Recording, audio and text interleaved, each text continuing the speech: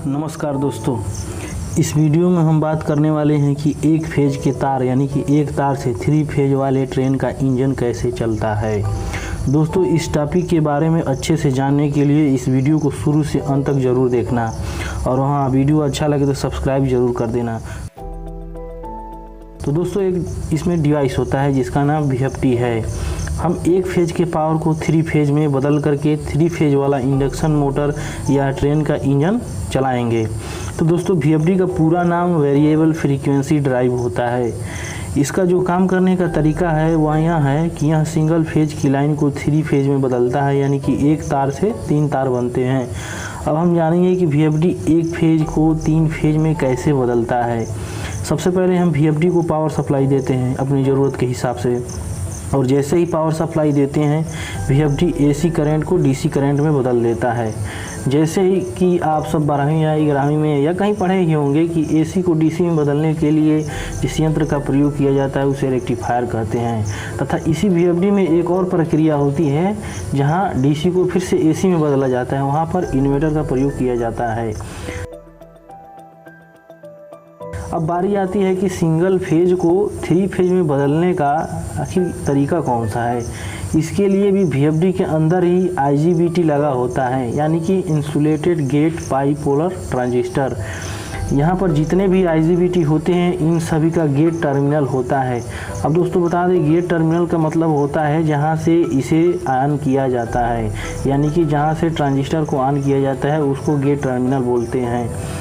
तो यह एक माइक्रो कंट्रोलर के साथ कनेक्ट किया जाता है। दोस्तों, VFD के अंदर जितना भी डाटा इनपुट होता है वह सारा का सारा इस माइक्रो कंट्रोलर में ही स्टोर होता है, और VFD के साथ लगा माइक्रो कंट्रोलर ही IGBT को कंट्रोल करता है, यानी कि ट्रांजिस्टर को कंट्रोल करता है।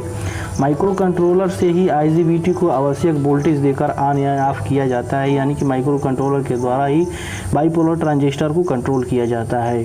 जैसा कि आपको बताया है कि 6 IGBT का प्रयोग होता है, माने कि इसमें बदलने के लिए 6 IGBT का प्रयोग होता है, यानी कि 6 ट्रांजिस्टर का प्रयोग होता है।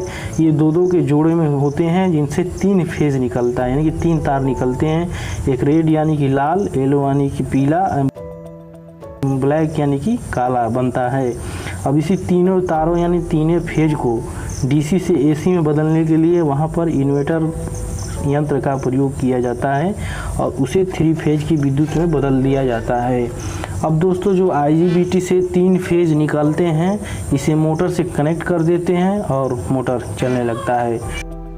दोस्तों, आप VFD में जितना चाहें फ्रीक्वेंसी सेट कर सकते हैं अपने हिसाब से, ये अपने मर्जी के ऊपर निर्भर करता है। जैसे यदि ट्रेन का इंजन हो या मोटर हो बड़ा है और अधिक फ्रीक्वेंसी देते हैं, कम चाल की ज़रूरत है तो कम फ्रीक्वेंसी देते हैं। यहाँ पर आपको यहाँ माइक्रो कंट्रोलर दिखाई दे रहा है। माइक्रो कंट्रोलर एक प्रकार का प्रोसेसर ही है। जैसे हमारे कंप्यूटर में प्रोसेसर होता है उसी प्रकार से इसमें VFD में भी एक प्रोसेसर होता है जिसका नाम माइक्रो कंट्रोलर है। इस प्रकार से हम VFD की मदद से एक फेज के AC को DC में चेंज करते हैं और फिर DC को माइक्रो कंट्रोलर में लगे IGBT की मदद से 3 फेज के AC में चेंज कर देते हैं। ये सभी सिस्टम एक बॉक्स के अंदर बंद होते हैं। उम्मीद है आपको यह वीडियो समझ में आया होगा कि एक फेज के तार पर 3 फेज वाले ट्रेन का इंजन कैसे चलाते हैं। धन्यवाद।